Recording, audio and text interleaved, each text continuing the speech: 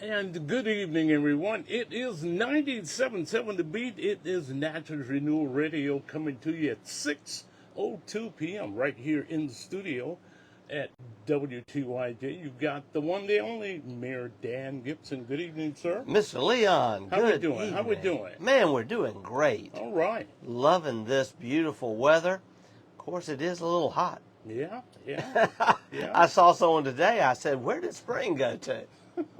But you know, if you get Spring up, has sprung. if you get up early enough in the morning, or just get out there at the right time of evening, or stay in the shade, there's a little breeze and it's nice. We're going to take this. I will actually take it over winter anytime. Amen. Mr. Leon, I am excited to bring some updates and to say I've missed you. It's been a couple of weeks at least. Yeah. We've had a lot going on, and so let me just tell you, first of all, we had a ribbon cutting yesterday that I am still excited about, and it was the ribbon cutting of our new workforce development program trade school at Colin that is now not just a coding academy, not just electrical, but soon to be plumbing and carpentry. Great. You know, these are things that we said when we started this journey together back in 2020. And now here we are in our 5th year. And I'm so grateful to see everybody coming together. The Fallon Center, the school district, the Wynn Jobs Center, Alcorn and Colin, and the city and the county working together. But what we are so grateful for is that we've had the partnerships with on the national level, the Delta Regional Authority. We just got another $300,000 workforce development grant 2 weeks ago. That's on top of the grants we've already gotten. Over $1 million in workforce development grants. And what that means is we're going to be getting our people trained for great paying jobs. Great. And part of yesterday's celebration was the graduation from the phase 1 of our new electrician program. And we had over a dozen graduates there celebrating with the instructor, gentleman named Mr. Willie Ellis, who is a wonderful man and a wonderful instructor. These students have finished their first phase already, and they're on their way to becoming licensed electricians. Outstanding. They now will go into the second phase. All in all, they will, over the next year, complete 4 phases and then a final program to get their licenses. And if there's anything we need in this community, it's more electricians. Absolutely. It is. Absolutely. The CDL, program is coming back. We have also the diesel mechanics program there at Colin. We also, the coding academy, going great. People learning all these computer skills, and these are marketable skills. But if you look around our city, we also need some other contractors because there's a lot of work to be done. Oh, yeah. Oh, yeah. And so hats off to Tawana Williams, our Director of Workforce Development. Hats off to her assistant, Ms. Lakeisha Rogers. Also members of the Board of Aldermen, supervisors, school board, and all of those who are working together to make this happen, make it possible. One thing we're going to have to look at in the near future is space, because we're going to be running out of space with what's going on at Colin, Fallon Center, and others. And I don't know if you saw the headline, by the way, but last week, students from the Fallon Center, which is at the high school, by the way, it's a workforce development program based at the high school, but it is open to any student of any school here in our area, public or private. Great. And last week they went and spent some time at Jefferson College because we have a trade center developing there, and it will be a workforce development program in historic architectural preservation. And what better place to have as your laboratory than the historic Jefferson College On campus. one of the oldest educational landmarks in the whole country, right here in Natchez, Adams County. That's right. You took the words out of my mouth. Well, Mr. Leon, we also have to give a shout out for Arts Natchez. Uh-oh. I understand that y'all celebrated a great photographer in our area just a couple weeks ago. Who was that? The one, the only, T.G. McCary. Yeah. I know him as Tim. We go to church together. But Tim McCrary has taken so many photographs of especially families, children. Right. For how many years? That 30? I know it's it's a 30. ton of them. 30 years. Yeah. So we just want to give a shout out to T.G. McCrary. And he doesn't look a day older than, you know what? Well, he's got a great wife. Penny keeps him going. Absolutely. Fantastic family. You know, I mentioned art galleries and so many other things in my column this past weekend. I don't know if you got a chance to see that, but it was about how there's so much going on in Natchez. It's enough to just absolutely make your head spin. It really is. And I have to laugh when every once in a while people will say, "Oh, there's nothing to do here." I say, just walk a little bit in my shoes. I looked. Step outside. I looked at my schedule last Friday for the upcoming weekend, and it was a little overwhelming because the weekends lately have just been amazing. Not only has the weather been beautiful, the sunset's amazing, but so much to do. Right. Just this past weekend, you know, we had the 85th observance of the Rhythm nightclub tragedy from 1940. And I always enjoy that observance. Had that at noon on Saturday. And I just think Betty and Monroe Sago are to be thanked. Every time we do that, I'm reminded that they could have bought that land and turned it into a for-profit enterprise, but rather they decided to tell the story of that historic and horrific fire that happened so many years ago. Yeah. And they have created a museum. They have a beautiful place there. And they now have added testimonials of those who actually endured and survived that fire. And these are priceless recordings of individuals who are no longer with us. And so I would encourage anyone to go and check out the Rhythm nightclub. We also, on Saturday, had the Pucha Palooza, which is a lot of fun to go from one event to the other. Wow, that's quite a contrast, where we celebrated all of our pets in the Mislu, raising money for the Humane Society, for, Hoofbeat, paw prints. We also raised money for Natchez Spay Neuter. And we did this also as a project for the Downtown Natchez Alliance, because they sponsored the Pet Mayor competition. Yeah. Did you hear about this? Absolutely. Man, we had signs all over town, didn't we? Yeah. So we have elected a pet mayor.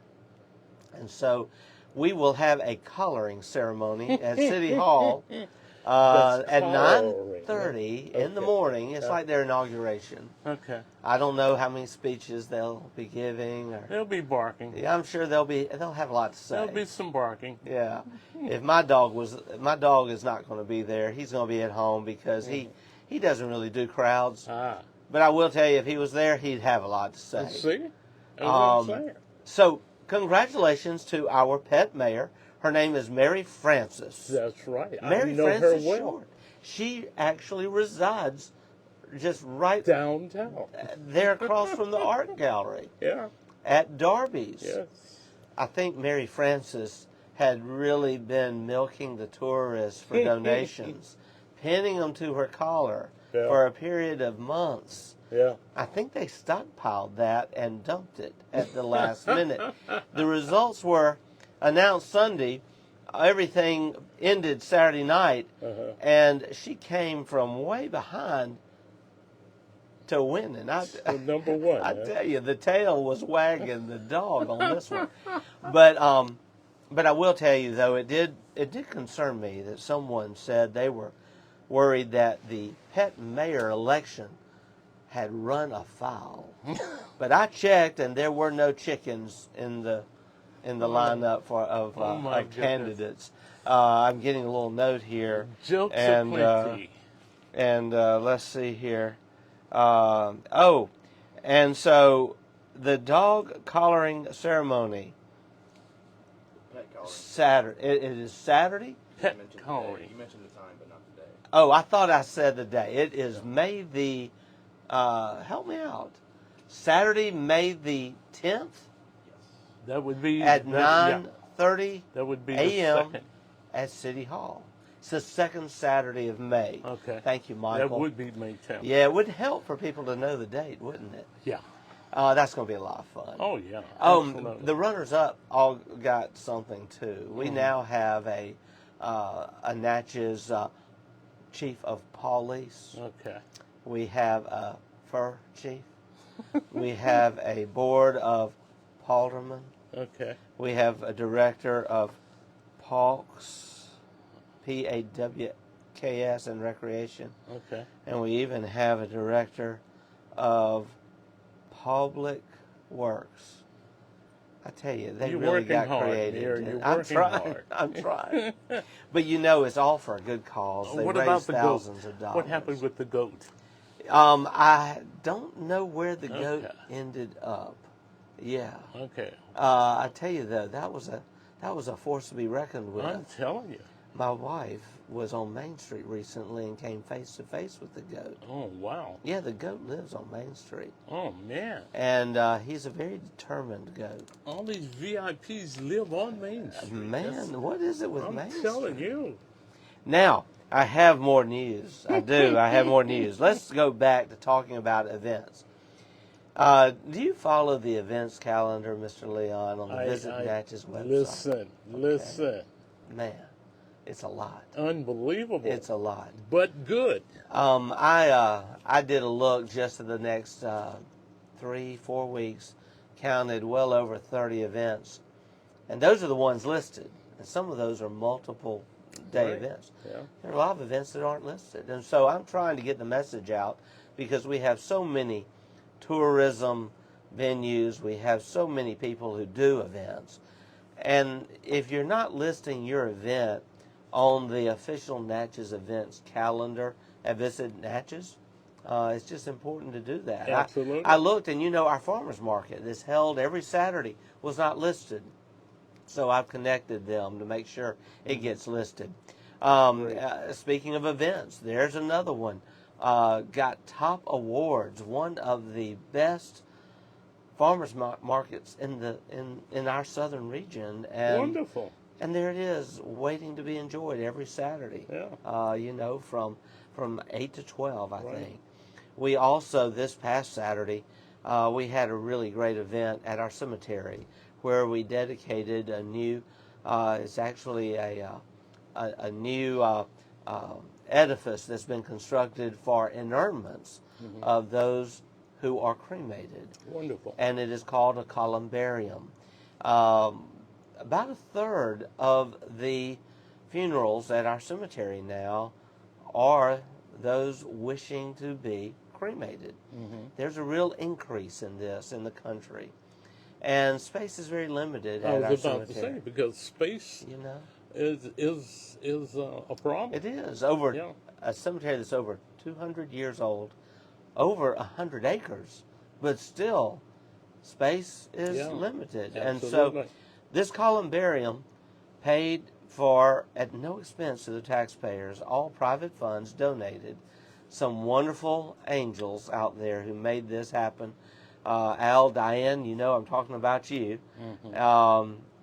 This columbarium has 360 niches in it, and all in granite, beautiful construction, landscaped around it.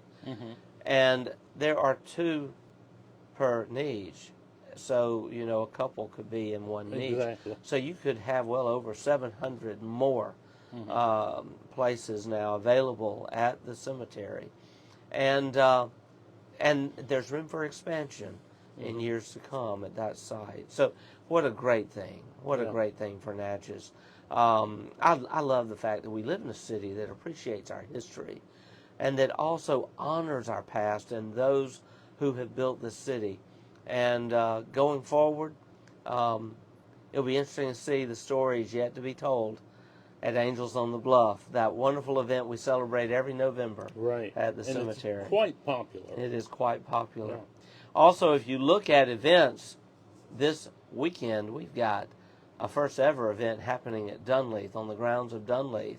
And it's the Stay Tuned Music Fest. And it's really just a big music picnic on the grounds of Dunleith. Tickets are very reasonable for a full day of music, fun, food vendors, activities for the kids. They used to do this at Longwood, and I think the most popular part back in the day was the petting zoo. And talk about goats. And so I believe they're going to have a petting zoo again. I'm hopeful. So, folks, check it out on our Natchez, website, on the events calendar at visitnatchez.org. Just some great things happening. Also, I want to give a shout out to Malcolm Ennis here at New Vision Broadcasting. We were just talking about the fact, do you realize that this weekend is May? Right around the corner will be June. And I'm very grateful. Malcolm is already helping us plan a great schedule of citywide events for Juneteenth. Oh, okay. Hard to believe that's coming up again. Yeah, quick.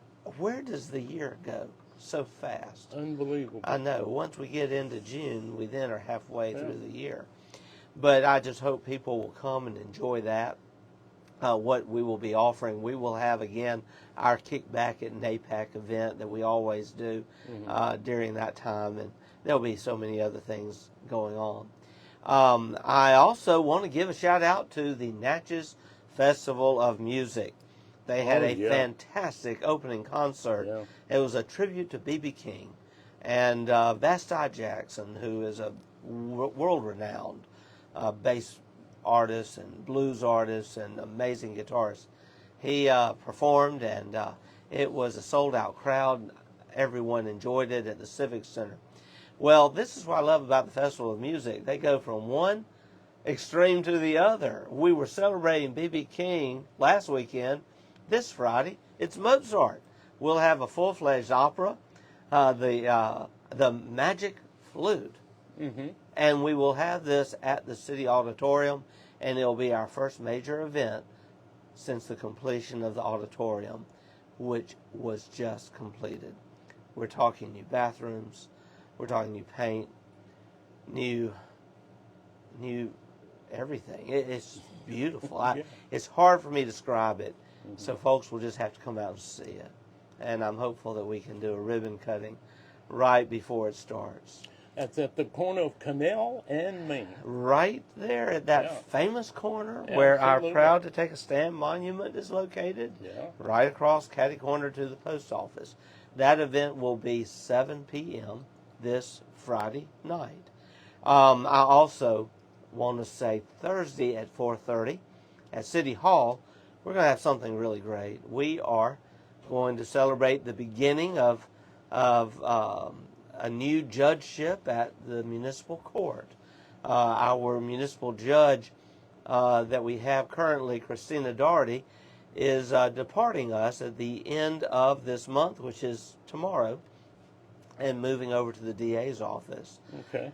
The Board of Aldermen and the mayor, we have appointed an interim municipal judge, and his name is Terrence Hunter, and he will be sworn in on the front steps of City Hall at 4:30 on Thursday, May 1st. So come out and celebrate this beginning. We will have to have a special election during the summer. Not sure, who all will run. I do know, though, that Terrence Hunter, soon to be Judge Hunter, is going to run in the special election. If a judge resigns or a public official, for instance, on the Board of Aldermen, I don't think it's true of the mayor. Our charter is different. It's such an old, one-of-a-kind special charter. But basically, for the alderman and the mayor, if the individual resigns with more than 1 year left to go in the term, Okay. there has to be a special election. So there will be a special election. But I tell you, I have a lot of confidence in Terrence Hunter. Do you know Mr. Hunter? Mm-hmm. Isn't he a great young man? Yeah. Grew up here. Yeah. He Young attorney. Yeah. went off, got his education. He came back, and he's really, Sharp.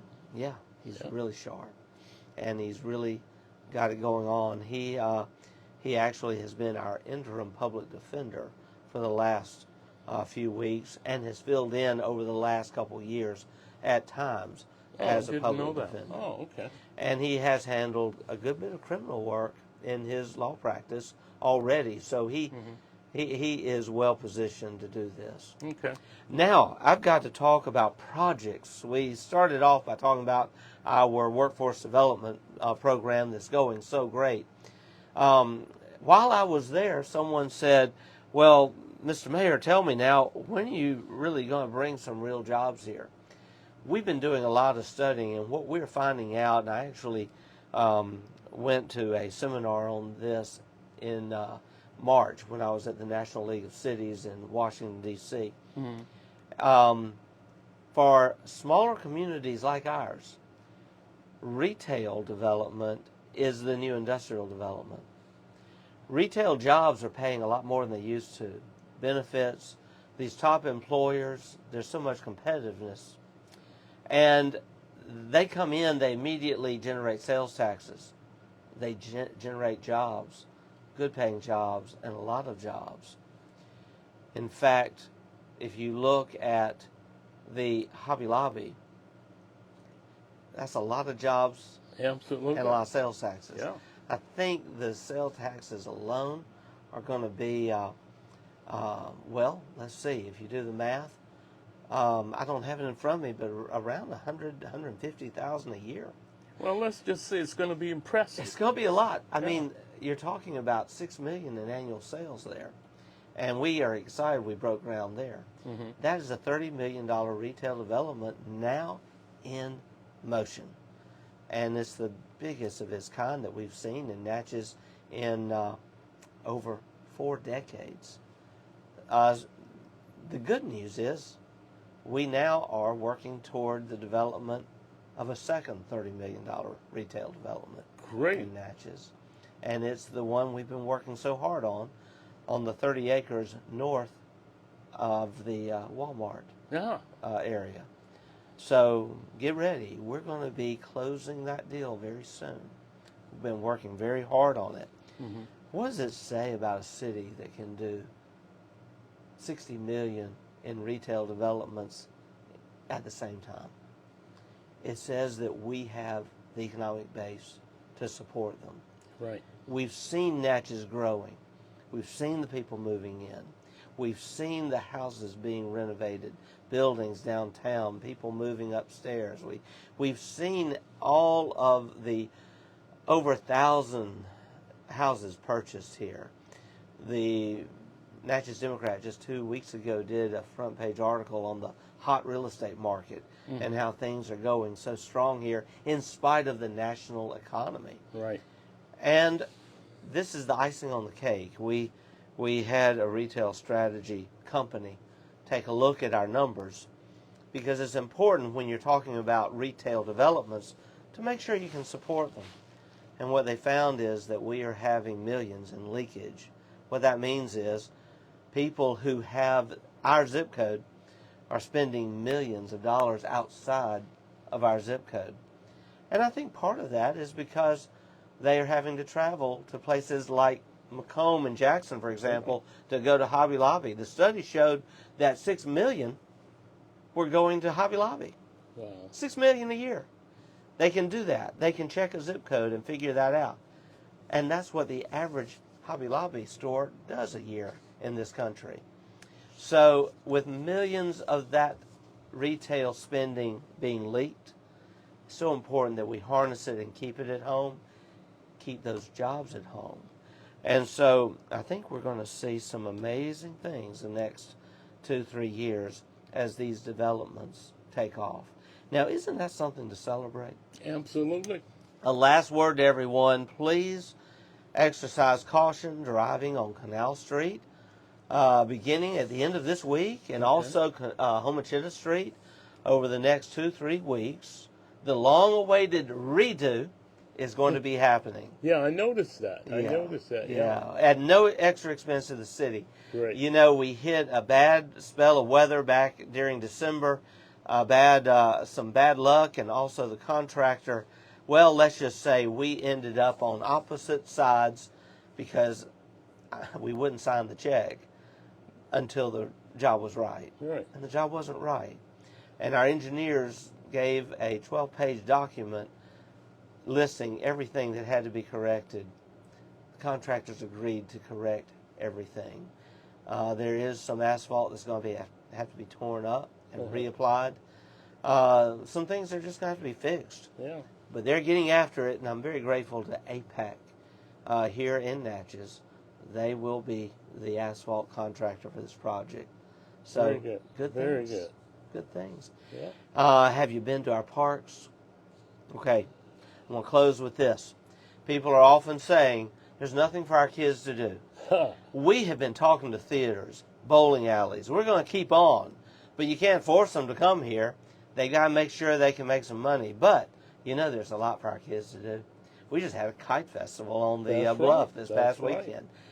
Next week, in 2 weeks, we're going to have a carnival on the bluff. The Natchez Spring Carnival's coming back.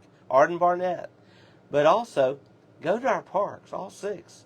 All that new playground equipment waiting to be played on. Yeah. And if you go to Duncan Park, you'll see they're playing baseball again. It's been great. Right. Pickleball, tennis courts.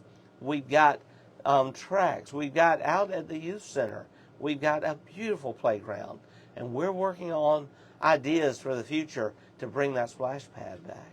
We have so many things that we can be grateful for as a small city, because not only do we offer these things within the city, we have all kind of outdoor activities, from camping to horseback riding to ATV to kayaking to fishing, you name it. Right. We're blessed to live in a city like Natchez.